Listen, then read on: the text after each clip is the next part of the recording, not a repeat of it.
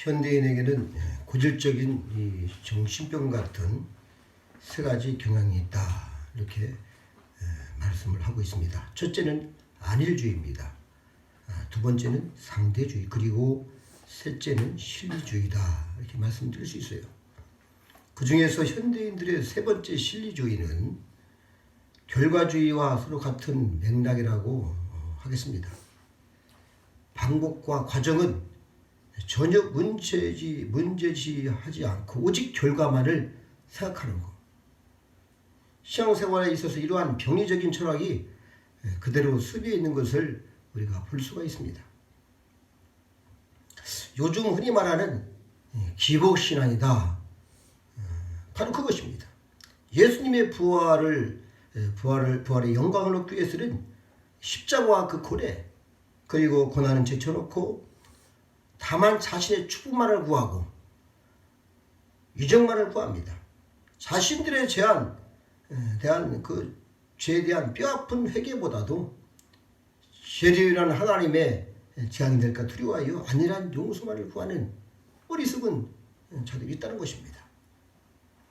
독일의 신학자 보네퍼, 상당히 유명한 분이신데, 값싼 은혜가 우리 교회의 가장 치명적인 원수다, 이렇게 말씀을 했어요.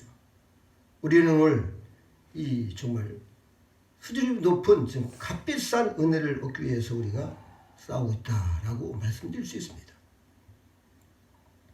오늘날 우리 한국교회의 성도들은 너무나도 헐값의 은혜만을 추구하는 것이 아닐까. 복을 받겠다고 철야기도 하고 금식기도 하고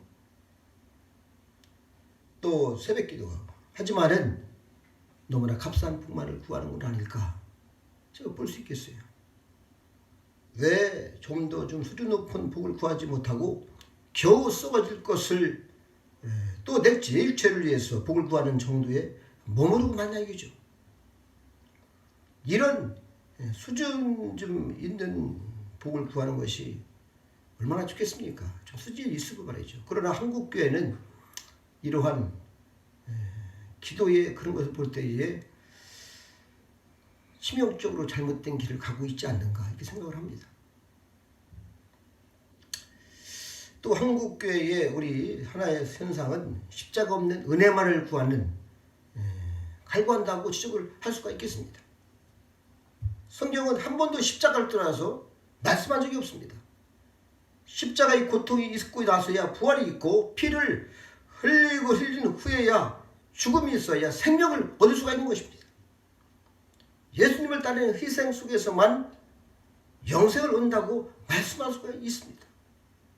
그러나 현대 교인들의 성도들은 십자가 없는 은혜를 돌아며 십자가는 예수님께서 줬으니 나는 평안해진다, 이렇게 생각을 합니다. 심지어는 나 대신 다른 사람이 십자가를 져주기를 바라는 신앙이 만연해 있다는 사실에 정말 놀라지 않을 수가 없어요. 예수님 우리에게 은혜 베푸실 때 언제나 훈련을 통하여 주십니다.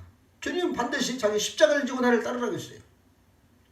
예를 들어서 우리가 지식이 되려면 공부하는 과정을 초등학교 때부터 시작해서 유치원, 초등학교 시작해서 대학원까지 공부를 하는데, 은혜 받기 위해서도 그러한 과정이 있다는 것입니다. 처음에는 은혜를 주고 기쁘죠. 그러나 점점 하나님께서 훈련을 통해서 또 말씀을 연단을 통해서 거룩한 것을 주시는 것입니다. 하나님께서는 강한 훈련을 우리에게 요구하시는 것입니다.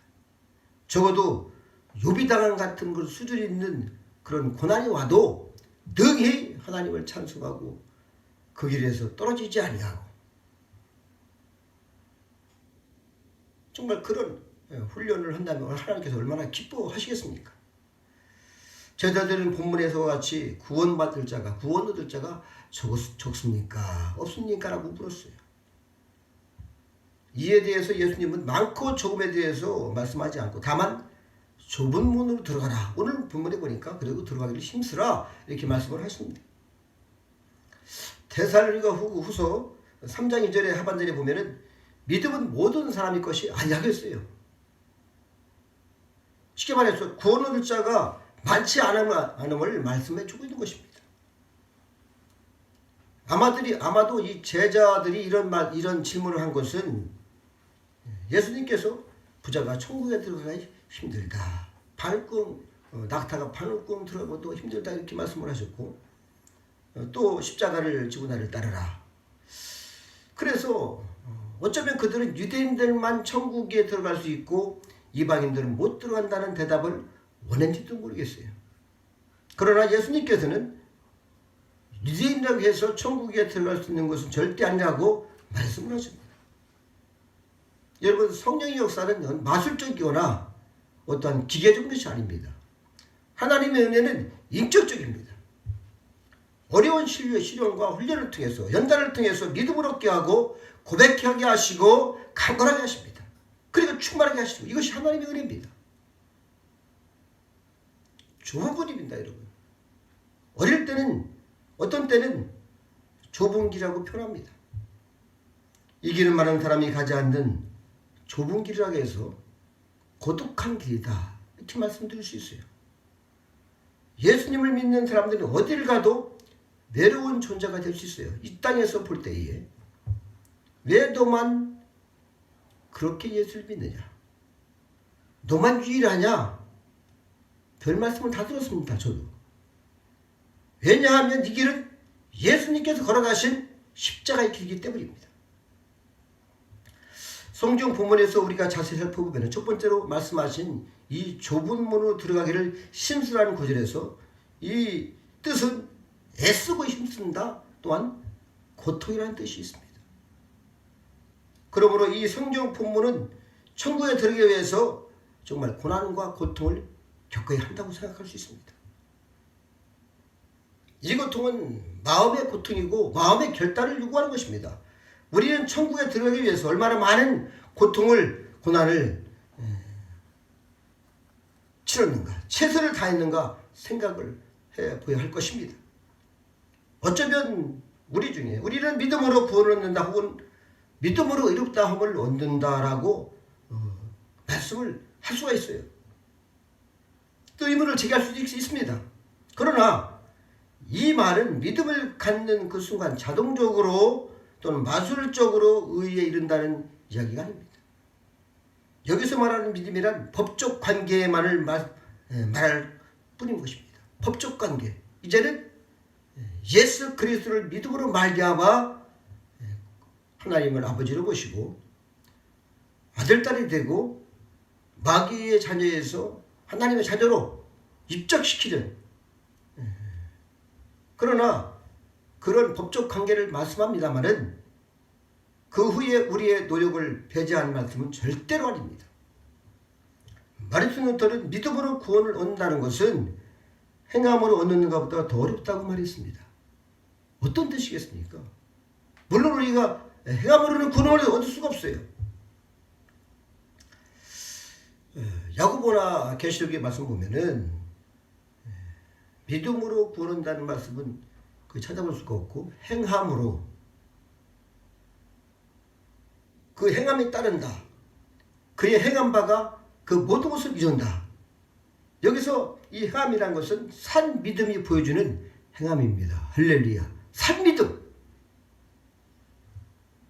불법적인 행함이나 도덕적인 행함을 뜻하는 것이 아니죠. 그러므로 우리는 하늘나라에 가기 위해서 힘써 행함으로 우리의 마음을, 고통을 다 겪고 날마다 승리하시길 바랍니다. 두 번째로 생각할 문제는 들어가기를 구하여도 못 가는 자가 많다 이렇게 말씀드렸습니다. 열심히 공부를 해도 합격할 자는 적잖아요. 그죠? 공무원 시험 요새 사람들이 많이 봅니다만 몇 명이 안 되는 것이죠. 사람이 진실하게 산다고 많은 사람들이 해도 천국에 갈 수 있는 사람이 다는 아니라는 겁니다. 적다는 것입니다. 이 말의 진실한 뜻은 계속적으로 좁은 문으로 들어가기를 힘쓰라는 뜻입니다. 할렐루야. 계속적으로. 이것이 중요한 거예요. 여러분 한 번은 진실하기 쉽죠. 그러나 어려운 고통에서 계속 어떤 일이 있어도 진실하기란 그렇게 쉬운 일이 아닙니다. 한순간 진실하기는 쉽고 한 번 충성하기는 쉽지만 계속해서 믿음을 끝까지 가지고 지키기란 것은 너무나 힘들고 어려운 일인 것입니다. 우리 손양원 목사님 같은 분 이런 말씀을 했어요. 옥구를 치루 중에 옥중에서 4년 동안 옥구를 치웠는데 하나님이 이대로 계속하면 저는 순교할 수가 없습니다. 한두 번은 그런 대로 고통을 참을 수 있었지만은 4년이 지나니 도저히 더 이상은 견딜 수가 참을 수가 없습니다. 이렇게 고백을 했다고 그래요. 여러분, 구하는 자는 많지만 끝까지 좁음으로 들어가기를 힘쓰는 사람은 적은 것이 현실입니다. 계속 힘쓰고 최선을 다하시길 바랍니다. 세 번째로 또 생각을 해보면은 한번 주인이 문을 닫아버리면은 그 문을 열 사람이 아무도 없다는 말씀을 성경에서 기록을 하고 있어요. 이 좁은 문은 공간적으로만 좁은 것이 아니라 시간적으로도 제한된 좁은 문인 것입니다. 하나님께서 중재하시면은 우리에게 다시는 그곳으로 들어갈 기회가 주어지지 않습니다. 언제나 오늘이 나에게 있어서 마지막이라는 것을 생각을 잊지 말아야 할 것입니다. 그런데 그림이 있는데 관심을 가지고 보니까 노아가 방주를 만든 후에 홍수가 큰 홍수가 났죠. 그를 비웠던 이 세상 사람들이 몰려와서 이미 닻을 닫아버린 문을 두드리며 열어달라고 아우성치고 있으나 이미 닫힌 문은 열을 수가 없죠. 하나님이 닫아버렸습니다. 기회를 놓치는 많은 사람들이 물에 그대로 떠내려가고 있는 그런 내용이 그리워집니다. 예수를 믿고 그 앞에 충성을 할 수 있는 기회가 항상 있는 것이 아닙니다. 오늘이라 일컫는 날에 회개하고 진실하지 않으면 진실하고 싶을 때 진실할 수가 없고 회개하고 싶을 때 회개할 수가 없어요. 네 번째로 닫힌 문은 밖에서 열어달라고 두드리는 사람들의 말을 우리는 생각을 해보겠습니다. 그들은 뭐라 그랬냐면 우리가 주께 주 앞에서 먹고 마셨고 주님께서 우리가 다니는 길에서 가르치는 걸 저희가 들었습니다. 비록 그들이 주 앞에서 먹고 마시고 주님 말씀을 듣기도 했지만 그것이 절대로 하나님 나라에 들어가는 기준이 아니라는 겁니다. 조건이 아니라는 거예요. 아버지가 신학 박사고 목사님인 한 학생이 미국 어느 신학교에 유학을 갔습니다. 근데 그 친구 전도사가 이렇게 말씀했어요. 당신은 구원받았습니까? 황당한 질문이겠죠. 근데 그 유명한 신학 박사의 아들 뭐라고 했냐면은 우리 아버지가 총장이야. 유명한 신학대 총장이라고 이렇게 말을 하는 거예요. 그러자 그 질문한 신학생이 당신 아버지가 신학교 총장인 것이 당신과 무슨 상관이 있습니까? 이렇게 반문을 했죠. 우리도 가끔 이런 식으로 생각하는 사람이 있습니다. 제가 예수님을 믿으라고 전도를 하러 나갈 때에 어느 교회 아버지가 목사고 아들이 내 아내가 권사고 집사고 저도 전도하다 많이 들어봤습니다. 이런 말씀. 하물며 우리 집안에서도 제가 목사니까 당연히 천국에 들어갈 줄 알고 그렇게 대답을 하는 사람도 있었어요. 여러분, 기독교 문화권 속에 사는 사람들은 습관적으로 교회를 나오고 또 일상생활 속에서 습관적으로 하나님께 기도하고 찬송을 합니다. 그야말로 주 앞에서 먹고 마시고 삽니다. 그러나 그것이 하늘나라에 들어갈 수 있는 조건이 아니다 라고 말씀드릴 수 있어요. 또 한 가지 사실은 내가 비록 하나님 말씀을 듣고 심지어는 성경 구절을 많이 암송한다 하여도 그것이 또한 하나님 나라에 들어갈 수 있는 자격을 두지 못한다는 것입니다. 성경 암송은 처음 한국에 이 선교가 시작될 때 네비우스라는 그 선교사가 한국 사람들이 너무 성경을 모르니까 암송을 시켰어요. 정책적으로 그렇게 했습니다. 그래서 성경을 해석하지 않고 단순하게 암송한 것이 현재까지 계속 내려온 것인데 성경을 많이 암송한다고 물론 암송하면 상당히 유익하죠. 그러나 그것을 자기 마음에 받아 생명의 말씀으로 삼는 것이 중요한 것입니다. 다섯 번째로는 생각할 것은 기득권은 아무 소용이 없다는 사실입니다. 본문 마지막 절에 먼저 된다로서 나중되고 이런 말씀이 있어요. 여러분 20-30년씩 30년 40년 교회에 나와 주님을 이끌었다는 관록이 문제가 이런 문제가 나를 천국으로 인도한다는 것은 통계가 없어요. 예수님이 십자가 바로 옆에 있던 한 강들은 한순간에 예수를 믿고 천국에 들어갔습니다. 오래 믿었다는 것을 자랑하지 마시기 바랍니다. 하늘나라에서는 이 기득권의 관록은 공로가 되지 않습니다. 그런 것이. 과거에 내가 잘 믿었다. 심지어는 예수님의 이름으로 병을 고쳤고 귀신을 쫓았고. 여러분 이것이 천국에 들어간 조건이 아닙니다. 지금 이 시간에 내가 어떻게 예수를 믿느냐 혹은 내가 어떻게 끝내는 그러한 이 신앙생활이 상당히 중요한 것입니다. 마태복음 7장에도 마지막 날에 많은 사람들이 문 앞에 와서 주여 우리가 주의 이름으로 선지자 노릇하며 선지자예요 선지자. 대단하잖아요. 주의 이름으로 귀신을 쫓아내며 주의 이름으로 많은 권능을 행치 아니했습니까? 그때 주께서 뭐라 하겠습니까? 내가 너희를 도무지 모른다. 불법을 행악을 한 자다 내게서 떠나가라고 했어요.